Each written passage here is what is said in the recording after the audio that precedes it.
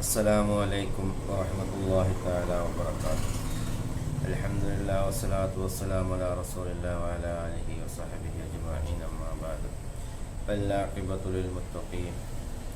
സ്നേഹമുള്ള സഹോദരന്മാരെ, സഹോദരിമാരെ, രക്ഷിതാക്കളെ, വാത്സല്യങ്ങളായ മക്കളെ, അസ്സലാമു അലൈക്കും.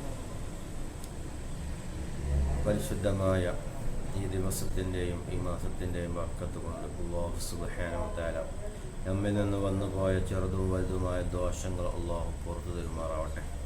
ഇരു ലോകത്തും വിജയികളുടെ കൂട്ടത്തിൽ അള്ളാഹു നമ്മളെ ചേർത്ത് തരുമാറാവട്ടെ. ഒരുപാട് ആളുകൾ ദുആ കൊണ്ട് വസിയ്യത്ത് ചെയ്തിട്ടുണ്ട്. അവിടെയൊക്കെ ഹലാലായ ഉദ്ദേശങ്ങൾ മുറാദുകൾ അള്ളാഹു പൂർത്തീകരിച്ചു കൊടുക്കുമാറാവട്ടെ. സൂറത്തുൽ ബഖറയുടെ മഹത്വങ്ങളാണ് നമ്മൾ പറഞ്ഞിരുന്നത്. സൂറത്തുൽ ബഖറയിൽ തന്നെ 255-ാമത്തെ വചനമാണ് ആയത്തുൽ കുർസി.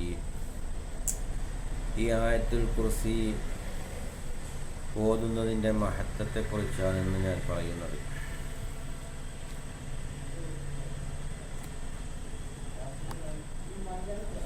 ആയത്തുൽ കുർസി 150 പ്രാവശ്യം ഓതുക.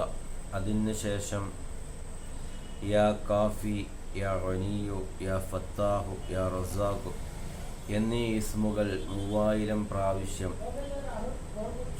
ചൊല്ലുകയും എന്നിട്ട് അള്ളാഹുവിനോട് ദുആ ചെയ്യുക. അവന് റിസ്ക്കും സ്ഥാനമാനങ്ങളും അതുപോലെ സമ്പത്തും സന്തോഷവും സൗഭാഗ്യങ്ങളുമെല്ലാം അവന് എത്തിച്ചേരുന്നതാണെന്ന് മഹാന്മാർ രേഖപ്പെടുത്തിയതായി നമുക്ക് കാണാൻ സാധിക്കും.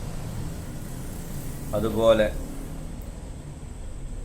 സിഹർ ബാത്തിലാകാൻ കിബിലക്ക് മുന്നിട്ടിരുന്ന് ആയത്തുൽ കുർസി 313 പ്രാവശ്യം ചൊല്ലുക. എത്ര വലിയ സിഹറായാലും അത് മാറിക്കിട്ടും. അതുപോലെ ഭരണാധികാരികളെ സ്വാധീനിക്കാൻ ആയത്തുൽ കുർസി 150 പ്രാവശ്യം ഓതി ശരീരത്തിൽ ഓതി പോവുക.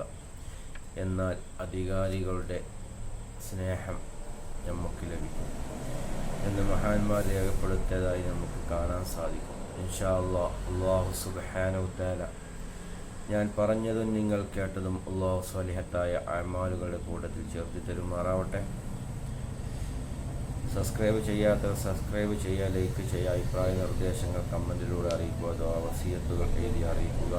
ഇൻഷാ അല്ലാഹ് സലാത്ത് മജ്ലിസിൽ വെച്ചൊക്കെ നിങ്ങൾക്ക് വേണ്ടി ദുആ ചെയ്യും. അസ്സലാമു അലൈക്കും വറഹ്മത്തുള്ളാഹി തആല വബറകാതുഹു. ആയത്തുൽ കുർസി എല്ലാവരും പരമാവധി ഓതാൻ ശ്രമിക്കുക. അസ്സലാമു അലൈക്കും.